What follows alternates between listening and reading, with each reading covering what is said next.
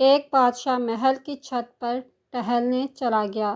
ٹہلتے ٹہلتے اس کی نظر محل کے نزدیک گھر کی چھت پر پڑی، جس پر ایک بہت خوبصورت عورت کپڑے سکھا رہی تھی۔ بادشاہ نے اپنی ایک باندی کو بلا کر پوچھا، کس کی بیوی ہے یہ؟ باندی نے کہا، بادشاہ سلامت، یہ آپ کے غلام فیروز کی بیوی ہے۔ بادشاہ نیچے اترا۔ بادشاہ پر اس عورت کے حسن و جمال کا سحر سا چھا گیا تھا۔ اس نے فیروز کو بلایا۔ فیروز حاضر ہوا تو بادشاہ نے کہا، فیروز، ہمارا ایک کام ہے، ہمارا یہ خط فلاں ملک کے بادشاہ کو دے آؤ اور اس کا جواب بھی ان سے لے آنا۔ فیروز اس خط کو لے کر گھر واپس آ گیا۔ خط کو اپنے تکیے کے نیچے رکھ دیا، سفر کا سامان تیار کیا، رات گھر میں گزاری اور صبح منزل مقصود پر روانہ ہو گیا۔ اس بات سے لاعلم کہ بادشاہ نے اس کے ساتھ کیا چال چلی ہے۔ ادھر فیروز جیسے ہی نظروں سے اوجھل ہوا، بادشاہ چپکے سے فیروز کے گھر پہنچا اور آہستہ سے فیروز کے گھر کا دروازہ کھٹکھٹایا۔ فیروز کی بیوی نے پوچھا، کون ہے؟ بادشاہ نے کہا، میں بادشاہ ہوں، تمہارے شوہر کا مالک۔ تو اس نے دروازہ کھولا۔ بادشاہ اندر آ کر بیٹھ گیا۔ فیروز کی بیوی نے حیران ہو کر کہا، آج بادشاہ سلامت یہاں ہمارے غریب خانے میں؟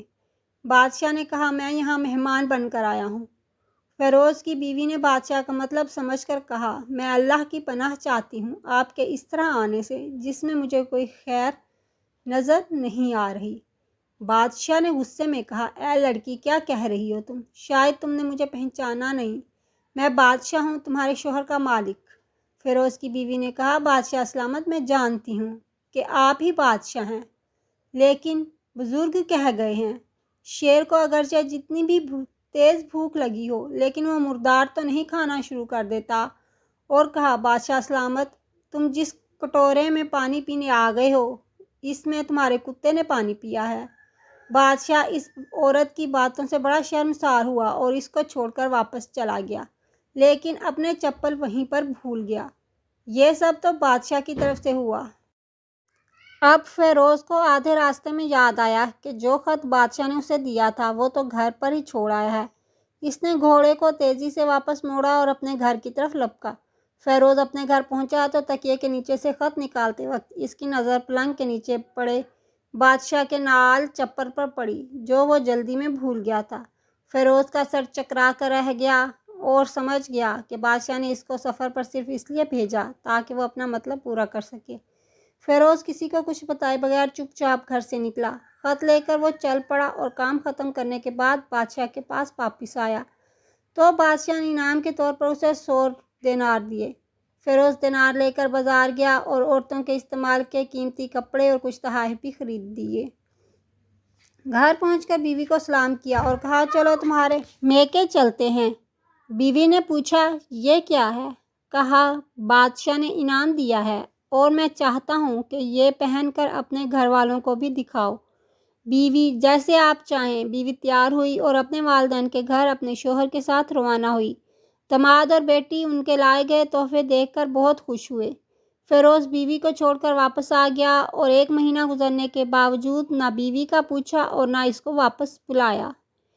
پھر کچھ دن بعد اس کی بیوی کے بھائی اس سے ملنے آئے اور اس سے پوچھا، فیروز، آپ ہمیں ہماری بہن سے غصے اور ناراضگی کی وجہ بتائیں یا پھر ہم آپ کو قاضی کے سامنے پیش کریں گے۔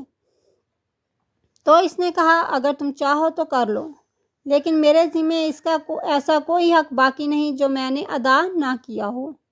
وہ لوگ اپنا کیس قاضی کے پاس لے گئے تو قاضی نے فیروز کو بلایا۔ قاضی اس وقت بادشاہ کے پاس بیٹھا ہوا تھا۔ لڑکی کے بھائیوں نے کہا، اللہ بادشاہ سلامت اور قاضی القضاء کو قائم و دائم رکھے۔ قاضی صاحب، ہم نے ایک سرسبز پاک درخت پھلوں سے بھرے ہوئے اور ساتھ میں میٹھے پانی کا کنواں اس شخص کے حوالے میں دیا، تو اس شخص نے ہمارا باغ اجاڑ دیا، سارے پھل کھا لیے، درخت کاٹ لیے اور کنویں کو خراب کر کے بند کر دیا۔ قاضی فیروز کی طرف متوجہ ہو کر پوچھا، ہاں تو لڑکے، تم کیا کہتے ہو اس بارے میں؟ فیروز نے کہا، قاضی صاحب، جو باغ مجھے دیا گیا تھا وہ اس سے بہتر حالت میں نے انہیں واپس کیا ہے۔ قاضی نے پوچھا، کیا اس نے باغ تمہارے والے ویسی ہی حالت میں واپس کیا ہے جیسے پہلے تھا؟ انہوں نے کہا، ہاں ویسے ہی حالت میں واپس کیا ہے، لیکن ہم اس سے باغ واپس کرنے کی وجہ پوچھنا چاہتے ہیں۔ قاضی: ہاں فیروز، تم کیا کہنا چاہتے ہو اس بارے میں؟ فیروز نے کہا: قاضی صاحب، میں باغ کسی بغض کی یا نفرت کی وجہ سے نہیں چھوڑا، بلکہ اس لیے چھوڑا کہ ایک دن میں باغ میں آیا تو اس میں نے شیر کے پنجوں کے نشان دیکھے تو مجھے خوف ہوا کہ شیر مجھے کھا جائے گا، اس لیے شیر کے اکرام کی وجہ سے میں نے باغ میں جانا بند کر دیا۔ بادشاہ جو ٹیک لگائے یہ سب کچھ سن رہا تھا اور اٹھ کر بیٹھ گیا اور کہا: فیروز، اپنے باغ کی طرف امن اور مطمئن ہو کر جاؤ۔ واللہ اس میں کوئی شک نہیں کہ شیر تمہارے باغ میں آیا تھا، لیکن وہ وہاں پر نہ تو کوئی اثر چھوڑ سکا، نہ کوئی پتا توڑ سکا اور نہ ہی کوئی پھل کھا سکا۔ وہ وہاں پر تھوڑی دیر رہا اور مایوس ہو کر لوٹ گیا، اور خدا کی قسم میں نے کبھی تمہارے جیسے باغ کے گرد لگے مضبوط دیواریں نہیں دیکھی۔ تو فیروز اپنے گھر لوٹ آیا اور اپنی بیوی کو بھی واپس لے لیا۔ نہ تو قاضی کو پتہ چلا اور نہ ہی کسی اور کو کہ ماجرا کیا تھا۔ کیا خوب بہتر ہے اپنے اہل عیال کے راز چھپائیں تاکہ لوگوں کو اس کا علم نہ ہونے پائے۔ اپنے گھروں کے بھید کسی پر ظاہر نہ ہونے دو۔